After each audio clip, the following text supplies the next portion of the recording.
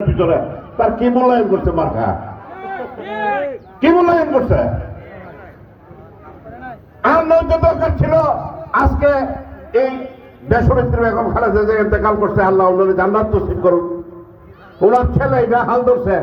আর নয়তো দরকার ছিল নাসিরনগরে মামুন সহ অন্তত 50টা লোকরে তারিখ দিয়ে ডেকে নেওয়া, যে আমি আপনাদের মূল্যায়ন করবো। আমি মামুনকে করি নাই যে কোনো কারণে সন্তানের দিয়ে দিচ্ছি, এইবার মামুনকে আপনারা বলেন আমি তারা মূল্যায়ন করবো, আপনাদের যা যা দাবি দেওয়া আছে আমি সরকার গঠন করে আমি এগুলি দেখবো। বলতে পারতো না নেতার বলা দরকার ছিল তো? তো তার জীবন যেমন সে কি চাকরি করতে গেল? যেমন আমি স্বামী মাহমুদ দীর্ঘদিন নিরঞ্জিত ধরে কইরা আমি কিন্তু ফিনিশ, আমার অর্থনৈতিক বলেন, শারীরিক বলেন, মানসিক বলেন, সে আবার এরকম ফিনিশ হওয়ার কোনো কারণ নাই। তবে বয়সগত ভাবে ফিনিশ হয়ে দেব যদি এইবার তারে আপনারা বাইকার দিয়ে দেন। দয়া করে এই ধরনের কোনো কাজ করবেন না।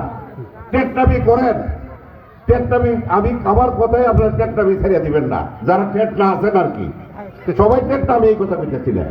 তবে সব জায়গায় টেকনামি করেন না, সব সময় টেকনামি করেন না। নিজের পায়ে নিজে কোরাল মেরেন না। নিজের পায়ে যদি নিজে কোরাল মারেন আপনার ভাগ্যের পরিবর্তন কেউ এসে করে দিবে না।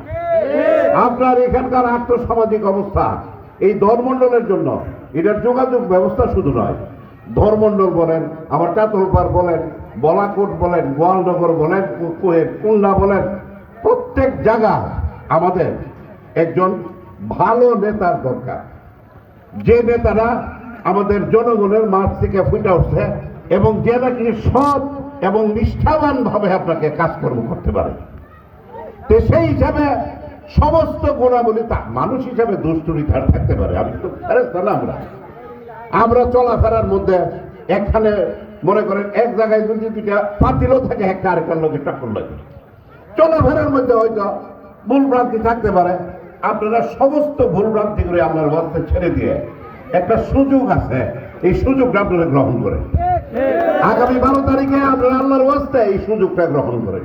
এই সুযোগটা গ্রহণ করলে আমার মনে হয় আমরা সবাই মিলে যদি মামুনের উপর একটা চাপ সৃষ্টি করি, মামুনের ভোর করি, আমার মনে হয় একটা ভালো রেজাল্ট আমরা পাবো। আমরা আমাদের এই যে টুকটাক কাজকর্মগুলি আছে, আমাদের সামাজিক বেদিগুলি আছে,